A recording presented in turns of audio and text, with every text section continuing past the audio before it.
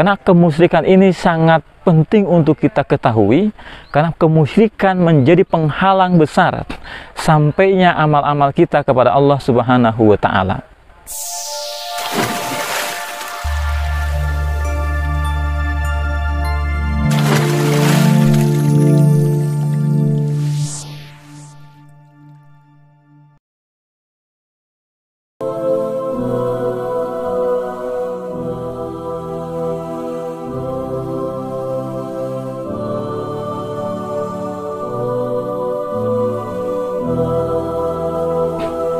Assalamualaikum warahmatullahi wabarakatuh.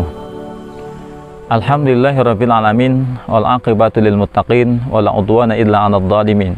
Asyhadu an la ilaha illallah wahdahu la syarikalah wa asyhadu anna Muhammadan abduhu wa rasuluhu alladzi la nabiyya ba'dah. Allahumma shalli wa sallim wa barik ala sayyidina Muhammadin wa ala alihi wa sahbihi ajmain. Amma ba'd. Pemirsa Assalam TV yang dirahmati Allah Subhanahu wa taala. Kembali kita berjumpa di channel Assalam TV dalam rangka tausiah mentausiahi untuk sama-sama mengingatkan kepada kita semua agar kita senantiasa ingat kepada Allah, memuja-muji kepada Allah Subhanahu wa taala, sehingga dengan kita senantiasa bersyukur kepada Allah, maka kenikmatan-kenikmatan yang Allah berikan kepada kita senantiasa ditambahkan oleh Allah Subhanahu wa taala. Khususnya adalah nikmat yang sangat besar adalah nikmat iman, nikmat Islam, dan juga nikmat kesehatan. Karena dengan semua itu kita bisa menjalani kehidupan dan juga memaknai kehidupan sehingga bisa bernilai di sisi Allah Subhanahu wa taala. Salawat dan salam semoga terlimpah curah kehadiran uswah hasanah baginda rasul kita Rasulullah Muhammad sallallahu alaihi wasallam. Kemudian juga kepada istri-istrinya, keluarga-keluarganya, sahabat-sahabiahnya, dan segenap umatnya kita semua yang senantiasa bersungguh-sungguh di dalam menghidupkan kembali, merekonstruksi kembali daripada sunnah-sunnahnya. Pemirsa Assalam TV yang dirahmati Allah Subhanahu wa taala. Pada kesempatan yang singkat ini kami akan coba untuk menyampaikan beberapa tema tausiah yang mudah-mudahan menjadi satu hal yang penting terkait keberadaan kita sebagai seorang muslim mukmin yang sudah sadar dan menyadari akan kewajiban kita, yakni senantiasa beribadah kepada Allah Subhanahu wa taala. Apa yang terpenting sebelum kita menjalankan peribadahan kepada Allah Subhanahu wa taala? Tentunya adalah kita harus memikirkan bagaimana tersampaikannya ibadah kita kepada Allah Subhanahu wa taala sehingga betul-betul akan diterima menjadi ibadah atau amalan yang mutaqabbalah. Maka di dalam Islam Rasulullah Shallallahu alaihi wasallam jauh sebelum menerangkan, mengajarkan tentang peribadahan, yang dibersihkan pertama kali adalah bagaimana pondasi, landasan yang nantinya akan menjadi landasan, sehingga dengan landasan yang benar maka peribadahan akan mampu sampai kepada Allah Subhanahu wa taala. Sehingga bagi kita sebagai seorang muslim sudah sama-sama dipahami dalam sejarah bahwa Rasulullah berlama-lama selama 13 tahun kemudian menata akidah umat, menata pola pikir masyarakat pada waktu itu sehingga untuk bisa mengenal Allah Subhanahu wa taala. Pemirsa Assalam TV yang dirahmati Allah Subhanahu wa taala, maka apa yang menjadi poin besar di dalam kurun waktu 13 tahun itu? Inti besar yang disampaikan Rasulullah adalah bagaimana memurnikan akidah umat Islam yang sebelumnya pada waktu itu masih musyrik, bagaimana dihantarkan sehingga menjadi tauhidullah, yakni membersihkan kemusyrikan, membentuk, membina masyarakat sehingga menjadi masyarakat yang bertauhid, yang tidak dicampuri dengan kemusyrikan. Maka pada kesempatan kali ini saya akan coba angkat yaitu tentang kemusyrikan.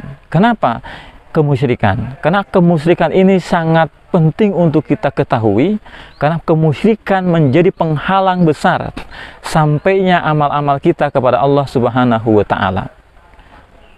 Tatkala kita tidak mengenal apa itu kemusyrikan dengan segala strukturnya dan apa jenis-jenisnya, maka tanpa disadari, maka amal-amal kita tidak akan sampai kepada Allah Subhanahu wa taala. Sebagaimana Allah Subhanahu wa taala berfirman dalam surah Al-Zumar ayat ke-65. A'udzubillahi minasyaitonirrajim. Bismillahirrahmanirrahim. Wa laqad uhiya ilaika walladzina min qablika la in asyrakta la yahbatanna amaluka wa la takunanna minal khasirin. Dan sungguhnya Allah telah berfirman kepadamu dan kepada orang-orang sebelum kamu, ketika kalian menyekutukan Allah, maka layah batana amaluka, maka amal-amal kalian akan menjadi rusak atau tertolak, dan kalian akan menjadi orang-orang yang merugi. Pemirsa Aslan TV yang dirahmati Allah Subhanahu wa taala, maka sebesar apapun amal-amal yang kita lakukan, tatkala kita tercampuri keyakinan kita, keimanan kita dengan kemusyrikan, maka akan terhapus, tidak ternilai di sisi Allah Subhanahu wa taala. Lalu kemusyrikan macam apa yang nantinya akan menjadi penghalang daripada sampainya ibadah kita kepada Allah? Salah satu ayat yang ingin saya angkat pada kesempatan kali ini adalah Allah berfirman dalam surat Al-Baqarah ayat ke-165. A'udzubillahi minasyaitonirrajim. Bismillahirrahmanirrahim. Wa minan nasi may yattakhidhu min dunillahi andada yuhibbunahum ka hubbillah walladzina amanu asyaddu hubbalillah walau yaral ladzina zalamu idh yarawna al-'adzaba annal quwwata lillahi jami'a wa annallaha syadidul 'adzab. Bahwa inti dari ayat ini mengatakan, di antara manusia ada orang-orang yang menjadikan tandingan-tandingan selain Allah. Yuhibbunahum kahubillah, mereka mencintainya sebagaimana mencintai Allah Subhanahu wa taala. Artinya, bentuk kemusyrikan yang diterangkan di ayat ini adalah yakni tatkala seseorang menjadikan tandingan-tandingan Allah dan mencintai tandingan Allah itu sejajar, bahkan lebih daripada cintanya kepada Allah Subhanahu wa taala. Maka ini bagian dari kemusyrikan, di mana Allah Subhanahu wa taala sudah mengangkat atau melarang sebelumnya, sebagaimana di ayat sebelumnya masih di Al-Baqarah di ayat ke-22-nya, bahwa di ujung ayat ke-22 Allah berfirman, wala taj'alu lillahi andada, janganlah kalian menjadikan tandingan-tandingan selain Allah. Maka ini menjadi larangan Allah. Tatkala kita menjadikan tandingan-tandingan selain Allah, mencintainya sebagaimana mencintai Allah Subhanahu wa taala. Lalu kecintaan terhadap apa yang nantinya dijadikan tandingan selain Allah?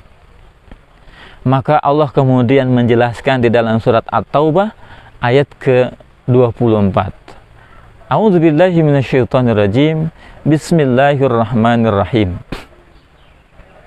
Qul in kana aba'ukum wa abna'ukum wa ikhwanukum wa azwajukum wa asharatukum wa ashiratukum wa amwalun iqtaraftumuha wa tijaratun takhshawna kasadaha wa masakinu tardawnaha ahabba ilaikum minallahi wa rasulihi wa jihadin fi sabilihi fatarabbasu hatta ya'tiyallahu bi amrih wallahu la yahdil qaumal fasiqin. Katakanlah, jika bapak-bapakmu, anak-anakmu, saudara-saudaramu, istri-istrimu, keluargamu, harta kekayaan yang kamu usahakan, perdagangan yang kamu khawatirkan kerugiannya, dan rumah-rumah tempat tinggal yang kamu sukai, lebih kamu cintai daripada Allah dan Rasul-Nya, serta berjihad di jalannya, maka tunggulah sampai Allah memberikan keputusannya, dan Allah tidak memberi petunjuk kepada orang-orang yang fasik. Maka dari rangkaian 3 ayat tersebut kita bisa sangat mudah memahami salah satu bentuk kemusyrikan adalah menjadikan keluarga-keluarga kita, menjadikan bapak-bapak kita, anak-anak kita, saudara kita, istri-istri kita, ya, keluarga, harta kekayaan yang kamu usahakan dan perdagangan dan lain sebagainya. Intinya dunia dengan segala isinya ini bisa menjadikan tandingan selain Allah. Tatkala kita mencintai itu semua, menyetarakan, kemudian sama dengan cintanya kepada Allah, maka itulah kemusyrikan. Maka bagaimana kita saksikan dalam kehidupan kita hari ini, bagaimana karena seorang bapak, kemudian seorang anak tidak mampu menjalankan perintah Allah dengan baik. Seorang bapak bisa memaksa anaknya untuk kemudian menyekutukan Allah tanpa dia sadari. Yani tatkala seorang ayah tidak mengajarkan kepada anaknya agama, maka tidak disadari bisa jadi itu masuk untuk menghalangi anaknya kemudian mengenal Allah dengan baik. Bagaimana kemudian seorang anak dengan repotnya karena anak kemudian mampu meninggalkan perintah Allah. Itulah bentuk-bentuk mencintai, menjadikan tandingan-tandingan lain selain Allah, menyetarakannya kepada Allah Subhanahu wa Ta'ala. Kenapa? Ketika kemusyrikan di era jahiliyah zaman Rasul dulu, barangkali yang terkenal sampai ke telinga kita adalah penyembahan terhadap berhala. Maka bagi kita yang mau berpikir logis hari ini, sulit rasanya kalau kita musyrik menyembah berhala. Maka berhala-berhala yang hadir di zaman sekarang ini bukan berhala versi yang dulu, tapi substansi penyembahan terhadap berhala adalah bagaimana ketika kecintaan, ketakutannya, pengharapan hanya kepada apa yang ditimbulkan dari keyakinan terhadap berhala tersebut. Dan begitu juga bagaimana dalam kehidupan hari ini, ketika kita lebih khawatir dengan keadaan dunia kita, lebih mengkhawatirkan keberadaan orang-orang di sekitar kita tanpa memperhatikan kesesuaiannya dengan perintah Allah, kita mendahulukan saudara kita daripada mendahulukan perintah Allah, maka disitulah bentuk-bentuk daripada kemusyrikan yang bisa kita rasakan saat ini. Bagaimana seorang pedagang mampu meninggalkan kecintaannya kepada Allah, yang ketika dipanggil oleh Allah ada suara panggilan sholat, maka dia dengan santainya tidak merespon. Tatkala dia sibuk dengan para pembelinya, kemudian melupakan perintah Allah Subhanahu wa Ta'ala. Itulah barangkali ekses daripada kemusyrikan yang tidak disadari. Adapun orang-orang yang beriman di ayat selanjutnya dalam surat Al-Baqarah 165 tadi, maka walladzina amanu asyaddu hubbalillah. Adapun orang-orang yang beriman, maka sangat besar cintanya kepada Allah Subhanahu wa Ta'ala. Maka dia mampu menempatkan, bukan berarti kemudian tidak boleh cinta kepada istrinya, tidak boleh cinta beranak dan juga harta dan juga dagangan rumahnya, tetapi bagaimana menempatkan kecintaan kepada bapaknya, saudaranya, istrinya, anak-anaknya, dan juga harta dan perdagangannya dengan landasan cintanya kepada Allah Subhanahu wa Ta'ala. Artinya apa? Tatkala kita mencintai itu semua, maka harus di bawah ada landasan, yaitu cintanya kepada Allah Subhanahu wa Ta'ala. Artinya bahwa mereka semua, dunia dan tadi juga keluarga, harta dan lain sebagainya, tidak boleh menjadi penghalang untuk dekatnya kita kepada Allah Subhanahu wa Ta'ala. Itulah arti bahwa kita lebih mencintai Allah daripada dunia dan juga isinya. Dan yang demikian itulah yang akan mampu menghantarkan sampainya peribadahan, amal-amal kita kepada Allah Subhanahu wa Ta'ala. Tatkala kita belum mampu menyingkirkan, menempatkan keberadaan itu semua, maka kita bisa jadi terjebak kepada kemusyrikan yang nantinya akan menjadi tandingan Allah. Maka kemusyrikan akan membatalkan daripada seluruh amal-amal. Kenapa demikian? Karena jangankan Allah, istri kita saja ketika kita tawarkan untuk diberikan yang keduanya, ya, ditawarkan untuk istri yang keduanya, itu marahnya luar biasa. Bagaimana dengan Allah yang sudah memberikan nikmat kepada kita? Dari bangun tidur sampai tidur lagi, dari ujung rambut sampai ujung kaki, hari-hari tidak pernah terlepas dari karunia Allah. Kemudian Allah kita berikan tandingan disejajarkan dengan ciptaannya sendiri.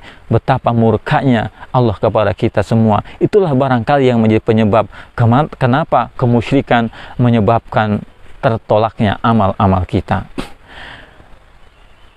Pemirsa Salam TV yang dirahmati Allah Subhanahu wa taala.